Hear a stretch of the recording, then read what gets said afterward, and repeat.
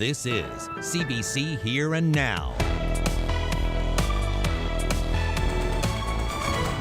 My mother was 84 years old and she still had a few years left on this earth. She was taken from us too soon.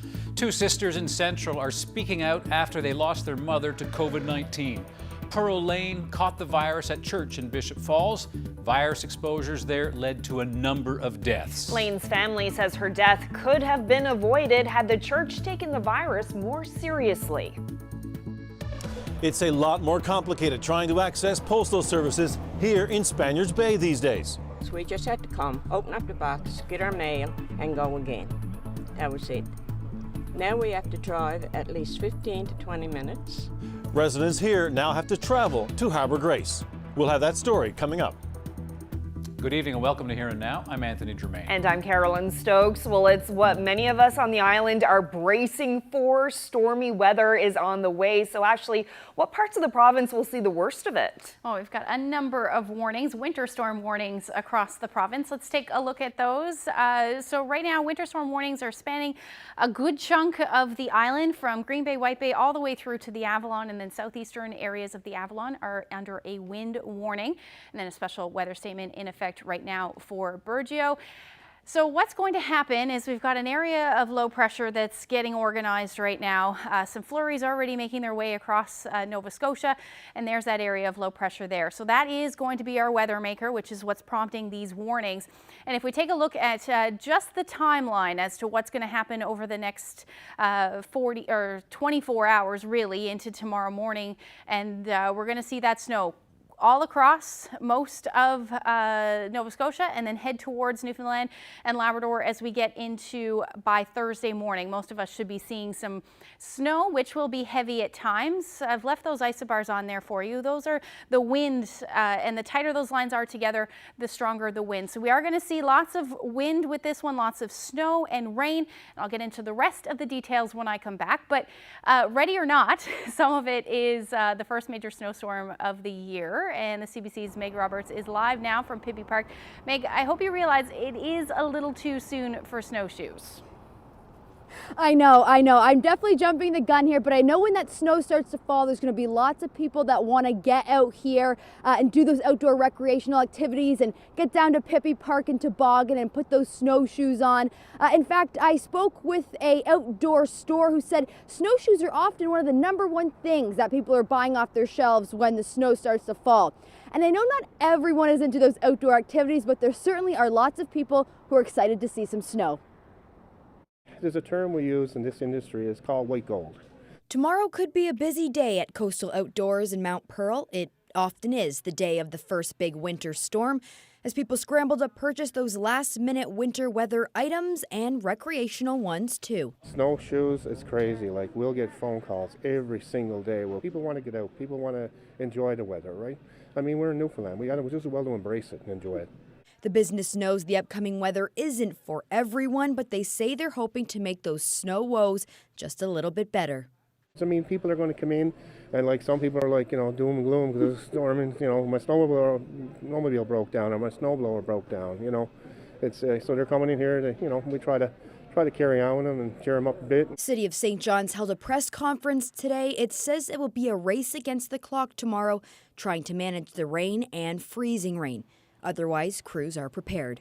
Well, our winter shift has started, so we have our full complement of winter snow clearing staff on, so it's great timing for us. The city's reminding people to take their time getting to where they need to go and to give snow clearing equipment lots of space. Even though the 24-hour parking ban doesn't come into effect until January, Public Works says it will update the public tomorrow after the latest weather forecast. We're preparing for winter as soon as last winter stopped. so we're ready. We're looking forward to winter beginning. The city says the snow clearing efforts will be very similar to last year. And as for the sidewalks, the school zones and main roads, they will be first priority. As for St. John's, the garbage collection is still planned to go ahead tomorrow. Reporting live in Pibby Park, I'm Meg Roberts for Here and Now.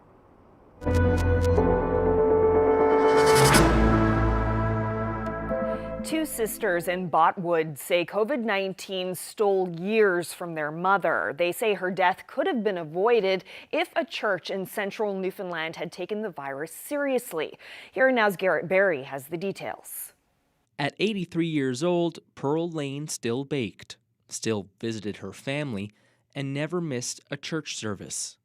Her daughters say she had a full life. She was always so nice and loving to us, and we wouldn't allowed to leave her house without giving her a hug or a kiss. She still had a few years left on this earth, and she was taken from us too soon.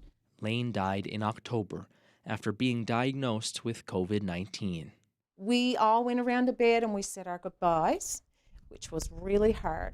And she told every one of us, "I love you, my darling," and she was always looking for Dad. She wanted to see Dad. Two of her daughters say she got sick after attending meetings at the First United Pentecostal Church in Bishops Falls. That church was linked to a number of cases and deaths this fall.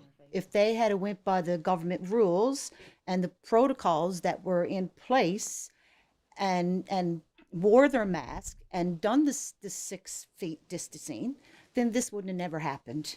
They point to congregation meetings in early September. They allege it was full and brought people together from all over the province at a time when COVID-19 was circulating.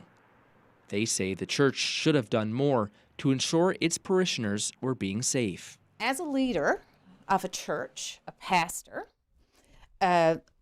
he should have stepped up, and having these services did not help. We got to let people know that COVID is real. We seen our mother suffer. Pastor Leroy G., the head of the church, refused an interview for this story. Earlier this fall, he told CBC News the church had no problem following government rules. And while he was vaccinated, he said he didn't talk to parishioners about the vaccines or COVID-19. We're not a large congregation at all. And therefore, even the hardest restrictions of 50% self-distancing and sanitizing and all that stuff, masks, that's not a hard problem because we don't have a big crowd. Do you feel like you need to take any responsibility for what happened? No, I'm a pastor. People have a choice if they want to come to events or not. Health officials say vaccines are your best protection against severe sickness. Multiple deaths were connected to the church. And Central Health says 9 of the 10 deaths in the Central Cluster were unvaccinated people. Lane wasn't vaccinated herself when she got infected. She was in the process. Her and Dad were going to go to Shoppers Drug Mart and get their needle. It's sad. It's what it is. Now the family prepares for a Christmas without their mother. Dean says she's her first thought in the morning and her last at night. As a Christian, she said, I'm not afraid to go because I know where I'm going. But she always said, but I don't want to die and leave you guys because I'll miss things. I'll miss birthday parties, weddings, and I'll miss everything. And she said, I don't want to miss anything. She said, but I'm not afraid to die. But she'll miss us, and we misses her. Garrett Berry, CBC News, Botwood.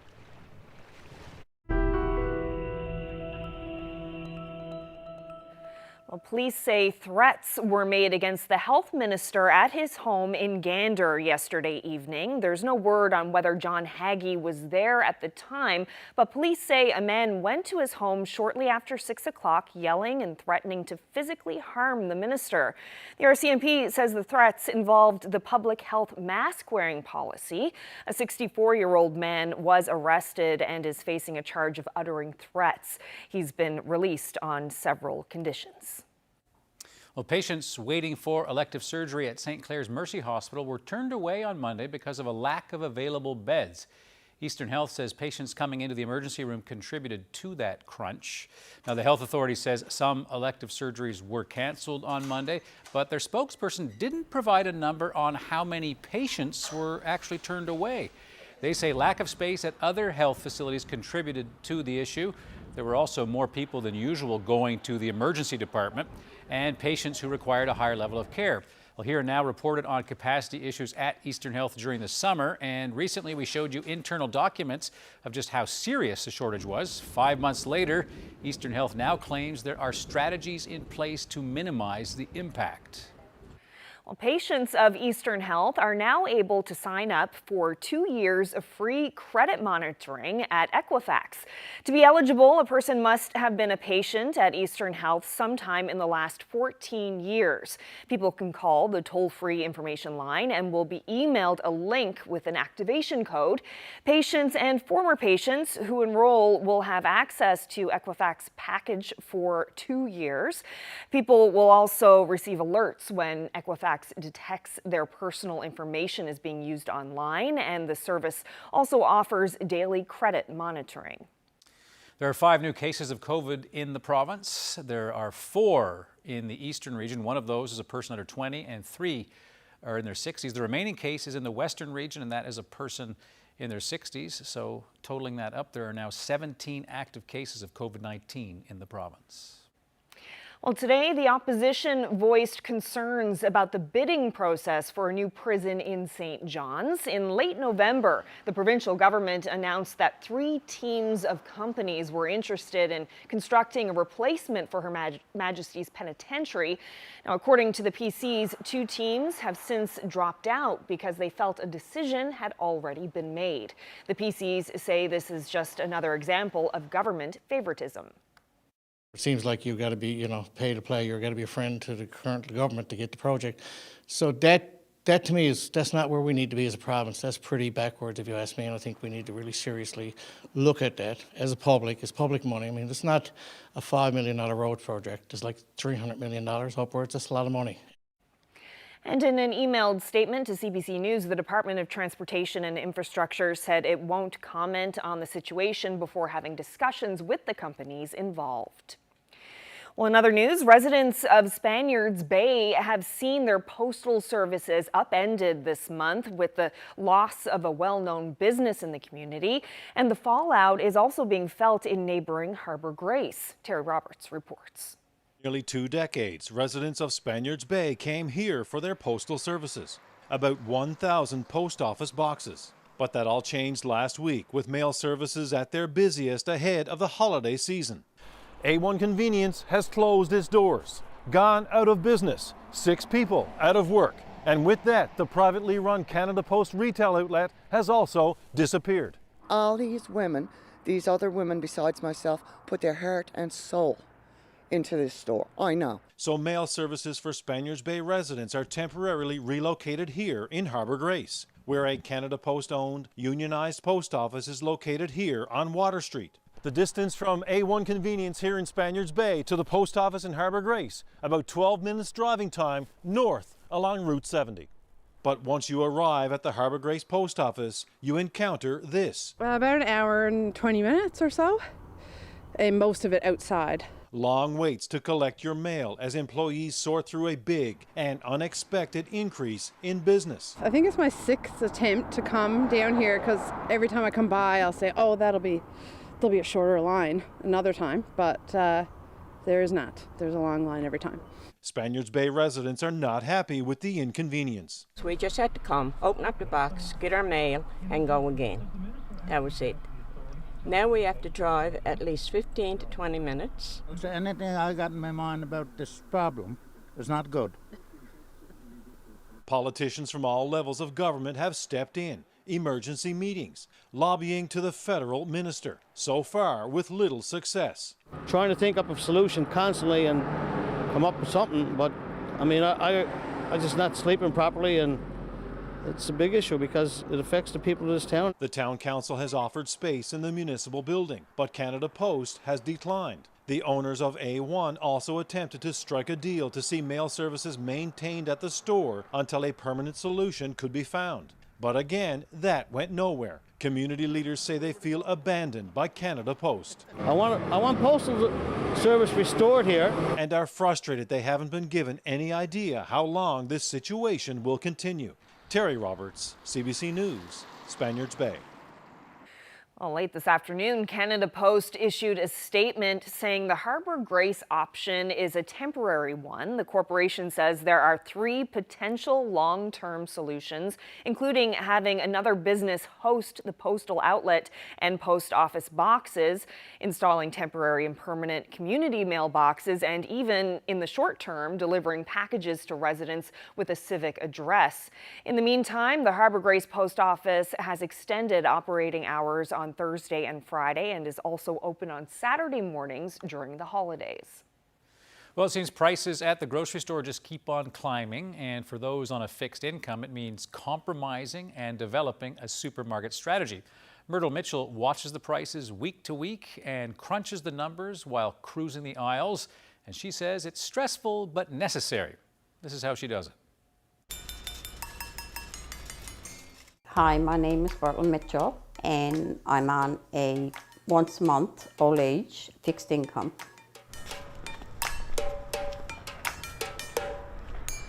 I have to watch what I spend every week.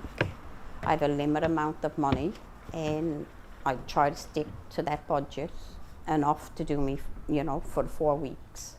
I find that the groceries are, like, since Snowmageddon and the pandemic, that the prices are gone like almost double.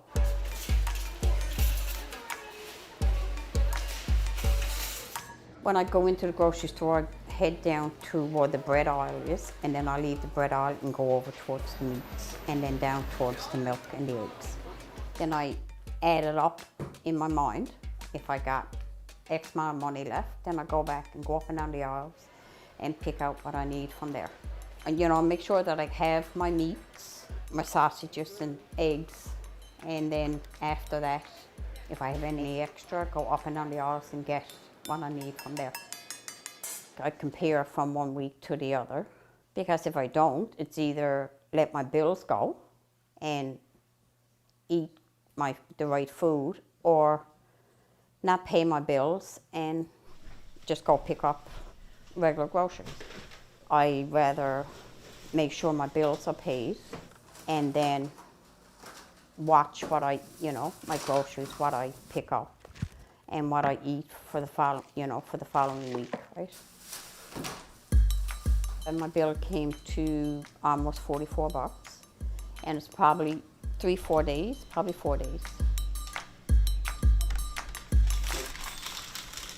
I try to eat fruit at least 1 piece a day.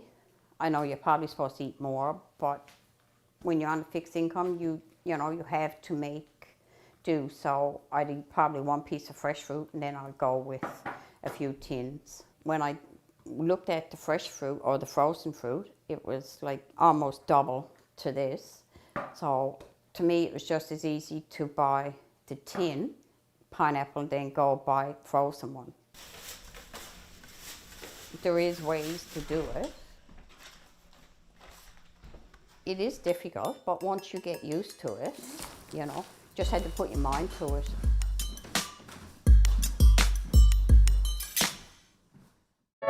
This year, we're connecting more, we're sharing more, and we're helping more.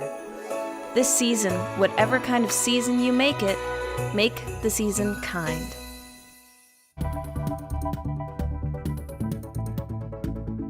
I don't think that you could get much closer without there being a collision, and I think when we look at the vehicles that are involved with that being a transport truck, one going east, one going west, and then a small SUV, the likelihood of surviving that for anybody in the SUV would have been slim to none. The RCMP says it's looking to speak with the driver of this blue SUV yesterday after a truck caught it narrowly escaping a crash. There's a transport truck on the province's west coast. We'll hear more from the police about this after the break.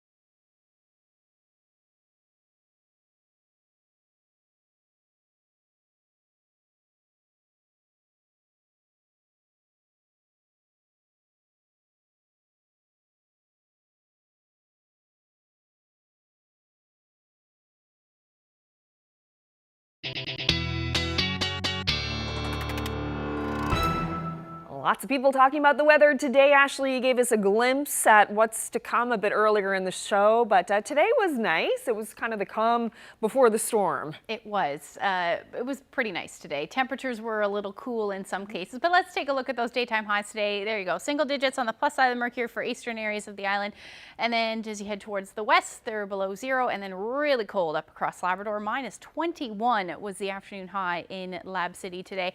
Temperature has dropped just a bit, sitting currently at minus 22. There's not a whole lot happening across Labrador tonight, thanks to a ridge of high pressure that is dominating. But our next weather maker is starting to get itself together with some snow through parts of Nova Scotia, and there it is there. So we're watching this line of rain, which is eventually going to head towards the east as we head through tomorrow. So temperatures tonight are going to be cold, minus single digits for the island. Winds will be generally light or winds easing, but take a look what's happening up across Labrador. Minus 34 tonight for Lab City with light winds. So those temperatures fairly chilly, but wind chill values will be closer to about minus 40. That's the coldest air that we've seen so far this year. Temperature around minus 20 for Happy Valley, Goose Bay, and then into the minus double digits for both Nain and Cartwright through the overnight. So we'll time out what's going to happen tomorrow as far as the storm goes. Most of Labrador, you're going to sit this one out. It's been fairly busy for you weather-wise over the last little bit, but yes, you get to sit this one out. So we are going to see snow as we head through tomorrow morning, or at least the early morning hours, starting for the southwest, and then eventually by early morning hours, most of the island should be into that snow, which will be heavy at times through the day. And then note what happens down along the southwest, already into some of that mixing. So you'll see some ice pellets in the early morning hours, and then that will quickly change over to rain as we get into the morning hours. So by 10, 11 o'clock in the morning, most of eastern Newfoundland, at least the island at this point. We could see some mixing for the Burin Peninsula as well, but this will be ice pellets, and winds will be gusty as well. So through the day, 60 to 70 kilometer per hour winds. This is starting in the morning, and then that's going to continue right through the afternoon with the heaviest snow falling just west of the Avalon. So by mid-afternoon, we should change over to rain, and then look what happens Thursday after supper. We're back into that snow.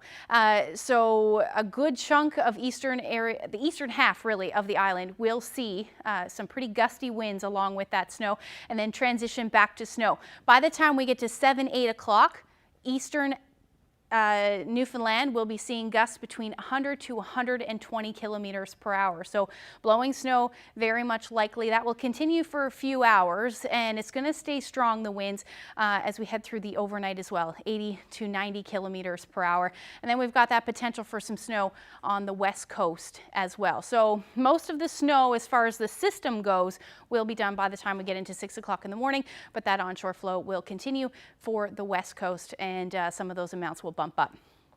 This is what I'm thinking for snow. Note a change in the track will change this amount if we do see it, but you can see that bullseye of snow where we could see upwards of 40, maybe even 50 centimeters of snow for parts of the Bonavista Peninsula. But yesterday, these amounts changed significantly, so that's why I would try to keep the amounts closer to the system, but this is what we're looking at. So as of now, 15 to 20 plus centimeters in this lighter blue here is what I have, and that's what I have for the metro area as well. But again, we will see that change over to rain at some point in the afternoon, but southeastern areas will see the most rain, 20 plus millimeters, and that will cut into your snowfall amounts. So you're looking at, 5 to 10 centimeters of snow before that changeover. Here's a quick timeline for the Avalon. As you can see, the heaviest snow in the morning, 10 to 15 centimeters likely, and then over to ice pellets, and then eventually rain, 10 to 20 millimeters is likely for the metro area, and then back over to snow. So this is when 7 to say 10, 11 o'clock is when we'll see that snow and blowing snow. They won't be as significant as far as the amounts go, but We could see some stronger wind gusts for sure. Northwesterlies gusting anywhere from 70 to 120 kilometers per hour.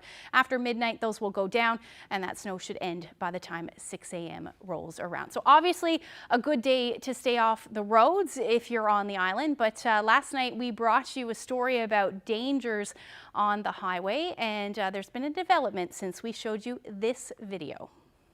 Yeah, Ashley, that crazy video last night with that vehicle squeezing its way in front of Tony Power's rig, it really was incredibly close. There's been a development, as you mentioned, and joining me now is Sergeant Matt Christie. So what's the latest? So the RCMP, our colleagues with the Traffic Services Unit on the West Coast, are actively following up with that investigation. Of course, you saw the video, as did your CBC audience. So that video is very clear. The plate number can be made out. So our colleagues on the West Coast are actively following up and are conducting an investigation in relation to it. So obviously your investigators would talk to Tony Power, the trucker, and get as much information as possible, right? Exactly. So our investigation would entail a statement from the person who owns the video, and then follow up with the registered owner of the vehicle to determine who was driving it and whether charges are appropriate. Okay. On the broader question, Sergeant, you've seen the video, and you've seen a lot in your position as the traffic boss for the Avalon. What did you make of that video? Video is a very close call. I don't think that you could get much closer without there being a collision. And I think when we look at the vehicles that are involved with that being a transport truck, one going east, one going west, and then a small SUV managing to squeeze between the two of them, I think it's fair to say that if there would have been a crash, the likelihood of surviving that for anybody in the SUV would have been slim to none. Right. You mentioned crash and fatalities. I think, fatal accidents are awful no matter when they happen, but always December heading into Christmas. I know and I fear that we're going to be reporting on something like that. You have done interviews like this for years, so have I. What message would you like to get out as we head to Christmas, December? We have some weather coming, about just thinking about how we drive, especially when you see videos like that one. The message I'd like to get out is folks really need to just focus on the task at hand, which is driving their vehicle. If they're going to pull out and pass, make sure you're doing it in an area that you're, first of all, permitted to do, and that you give yourself enough time to get back in before you finish that pass. Like you mentioned, we often hear of fatal crashes around Christmas time, and I can think back throughout my career when I've responded to a number of crashes over the years around this time of year, and we always seem to hear of it. We have an increased traffic volume on the go, and folks that are minds are just elsewhere other than on the driving task at hand. And these crashes are particularly difficult to respond to, but when we look at this time of year, they're extra difficult for not just the emergency responders, but for the families that are affected from that as well. All right, well, Sergeant Christie, appreciate your thoughts on this time of year, and obviously we'll stay in touch to see where the investigation to what we had on last night goes. Thank you very much. Thank you.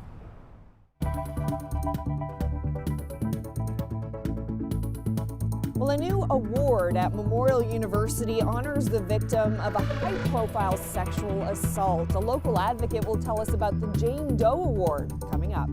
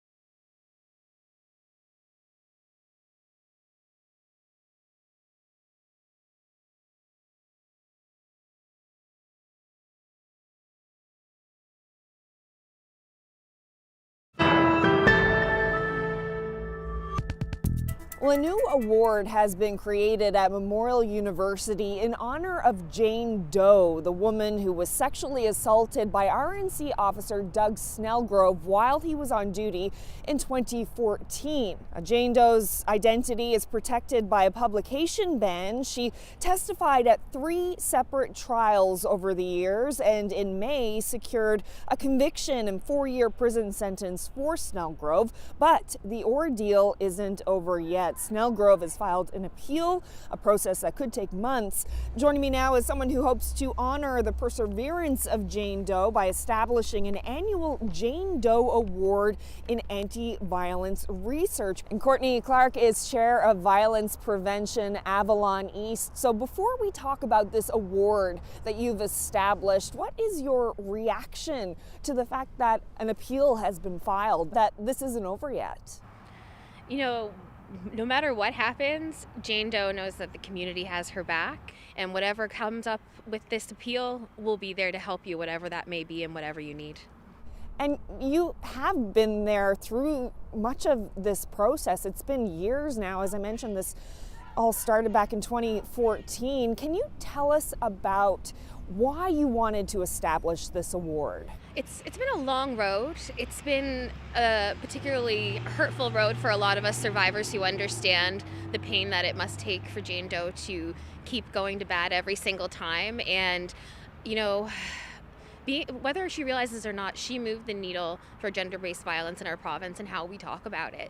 So for me, while it's been difficult, I can see on the ground in the work that I do with violence prevention that it has made a difference. And major kudos to Heather Elliott and all of the others who have been doing a lot of the coordination of standing in solidarity with her. And this is just another way that we can give back, say thanks, while also hitting the root issues and helping our up-and-coming leaders. So how will it work? Who can apply for it? How much money will they get? So it's $1,000 a year, and it will be to any graduate student at Memorial University across any of our programs. And it's just as long as it has to do with scholarly research or work within the anti-violence realm, any intersection. But there is a specific preference to Indigenous women and gender diverse individuals. Just to also touch on, you know, the missing and murdered Indigenous women and the escalated violence that members of the LGBTQ2S+ community face. Our violence prevention and anti-violence organizations are on the ground and exasperated with demand since COVID started. And I fear that some of the preventative work and the foundational research that we guide our longer term strategies on could possibly go to the wayside. The university does have a mandate for the province, but it doesn't have a mandate to violence prevention, but they have the resources. So why not establish a particular vehicle to formulate that research by creating this award and also helping students who are just trying at a very financially vulnerable point in their life. How will it be funded? So I matched the first $1,100, and that's just money that I've been saving up over the last year. Any honorariums I get, I take like $30 out of my paycheck just to keep it going, and I will continue to fund it in perpetuity. It's quite a commitment for you to commit to funding this. Yeah, I mean, I'm not wealthy, but it's an important cause and I believe in it, and I'm excited to see what comes out of it, the value of that, and if I don't do it, who will?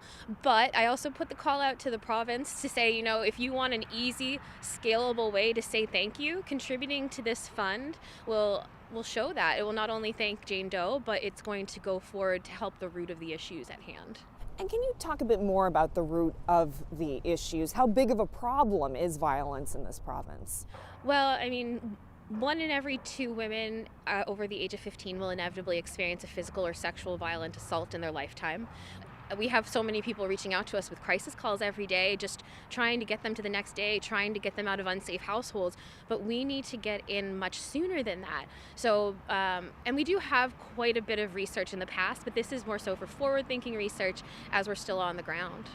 If someone wants to contribute to this award, how can they do it? So there's many ways. You can go to www.mun.ca/give/how. They'll send you a tax receipt, and 100% of the funds will go to the student. Well, Courtney Clark, thank you so much for telling us about it. Thank you so much for having me.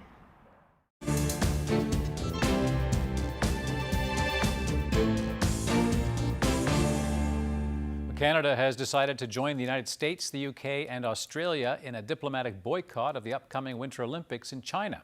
The CBC's David Cochran has the details.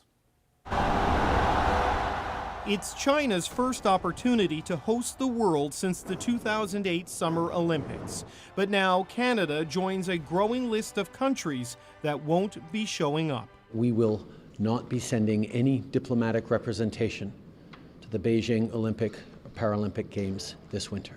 The athletes will still go, the politicians and diplomats will not, matching what the U.S. announced on Monday and other allies today. There will be effectively a diplomatic boycott of the Winter Olympics in Beijing. No ministers are expected to attend, and no officials, Mr. Speaker. The Australian government will not be sending any official representatives to the forthcoming Winter Games. The common reason is to protest China's human rights record. Clearly, it is important for us to send a strong signal to China because we're extremely concerned with what is going on in terms of human rights allegations regarding the Uyghurs in Xinjiang. China's foreign ministry dismissed it as political grandstanding, saying the politicians and diplomats weren't invited in the first place. It's been very clear that concerns around arbitrary detention are real. But this is not just a matter of principle for Canada. The arbitrary detention of Michael Kovrig and Michael Spavor has made it deeply personal and put a spotlight on concerns for the security of Canadian athletes. There's already agents that have been hired to ensure the security of the athletes, and we're still in discussion with the RCMP. The Canadian Olympic and Paralympic Committees issued a statement saying they respect the government's decision, but say that letting the athletes compete is the right move, arguing that athlete boycotts only hurt athletes and don't create meaningful change. David Cochran, CBC News, Ottawa.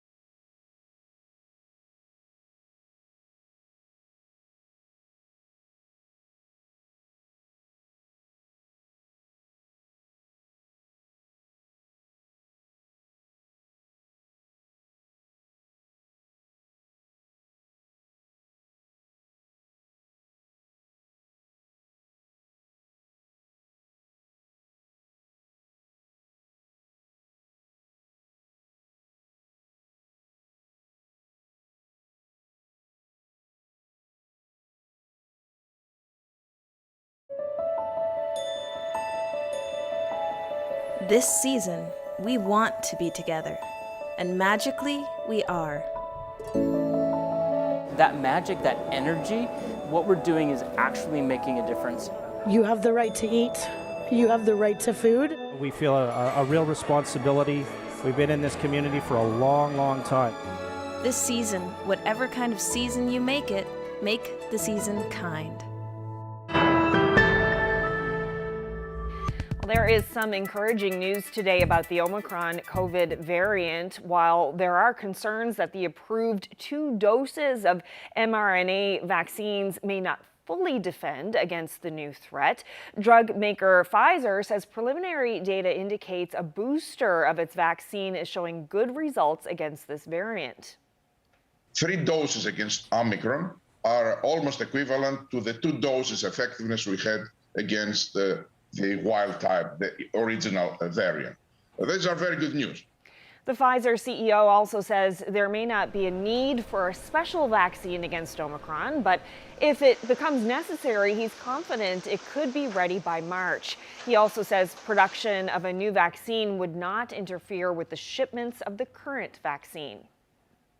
Well, the news out of Britain is less positive as more than 560 cases of the Omicron variant have been identified.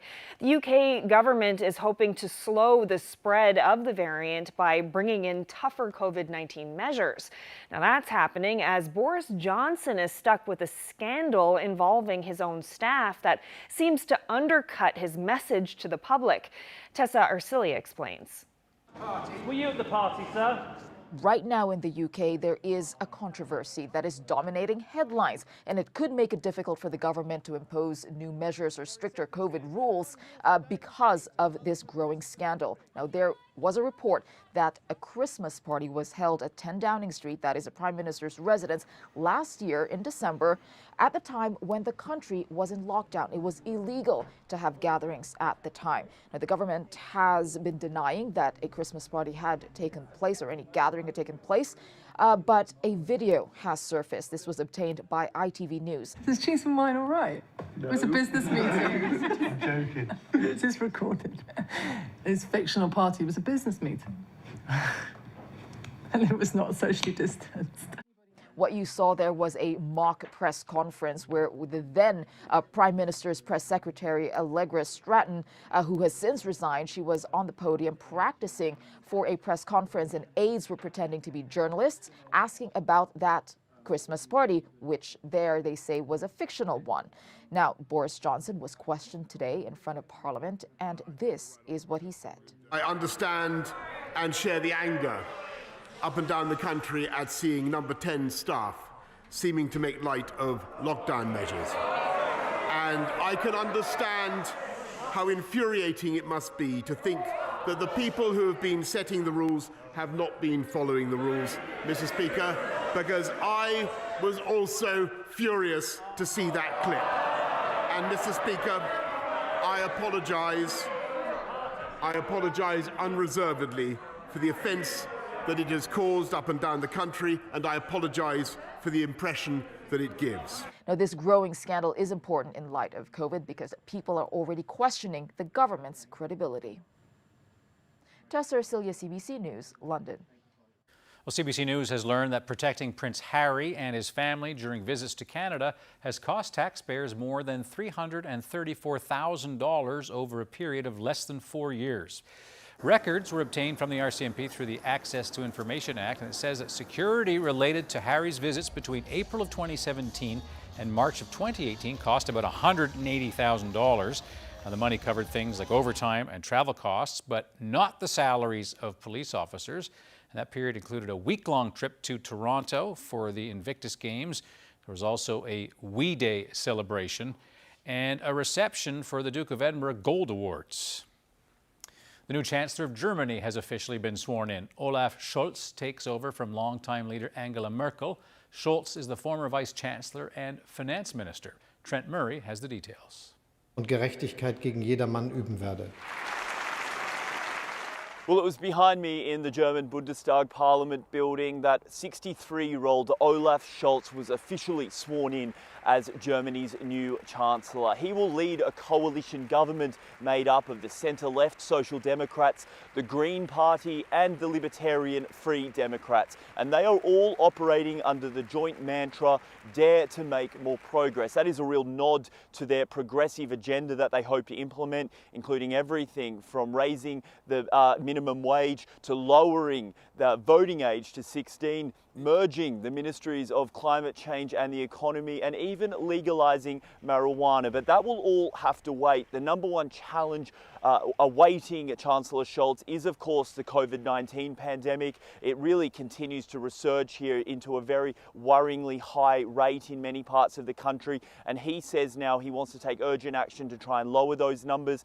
To do that, he has appointed an epidemiologist to be his health minister, and he has also said that he is considering a mandatory vaccination order in order to try and tackle the COVID pandemic.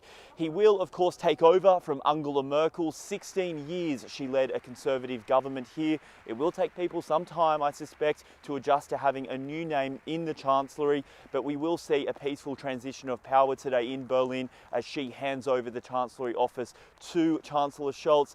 We also have heard that he has announced his first foreign trip abroad. Probably no surprise, he's heading to Paris. Germany has long placed a strong emphasis on the Franco-German relationship. And then afterwards, he will go to Brussels to meet with NATO. Trent Murray for CBC News, Berlin.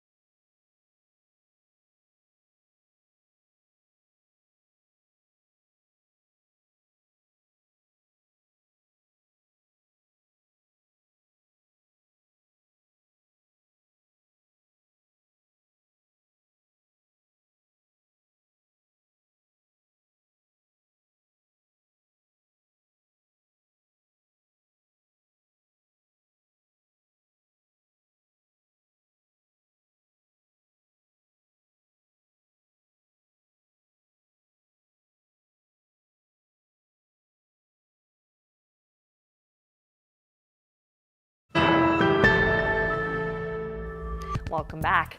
Well, a minor hockey game drew a record crowd this week in Halifax. It was a gesture of support for 16-year-old goalie Mark Connors. Connors, who is black, was subjected to racial slurs and threats from other players at a recent tournament in Charlottetown.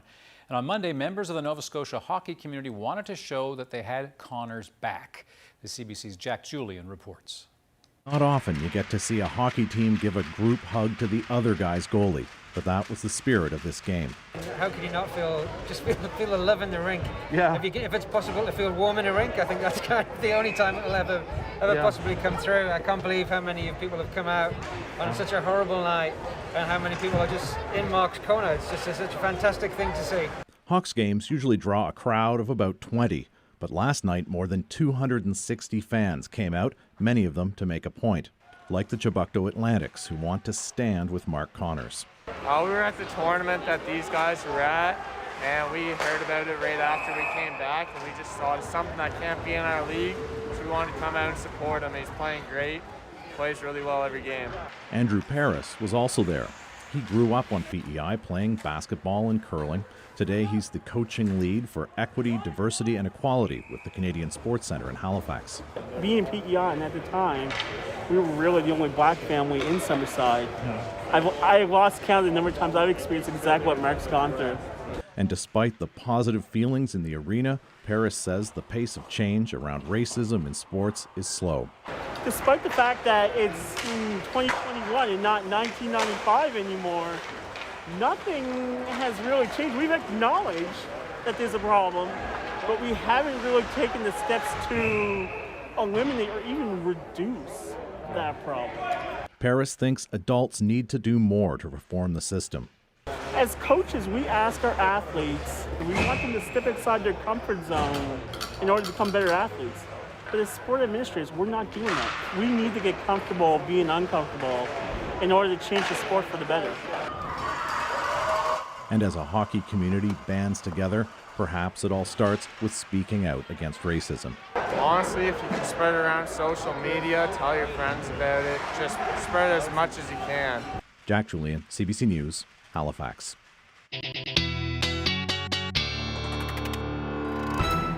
Okay, so before we get to the weather, we're going to jump across the country to show you a scene in Saskatchewan. Yes, a homeowner's Christmas light display in Warman has earned him the nickname Clark Griswold. Not only does he light up the sky. Yes, but unlike Clark Griswold, Oren Kudrin doesn't have a Grinch living next door. In fact, his neighbors love his holiday home. A big ditto sign pointed to our neighbors saying that we can't keep up with them, but we want to join in on the fun. That's right. This house is decorated with some 15,000 Christmas lights this year. You heard it right, 15,000. In addition to the light display, Kucheran says projects Christmas movies onto his house for kids to watch. That is so neat. I love the ditto. He also encourages people who come by for a look to donate to the Make-A-Wish Saskatchewan.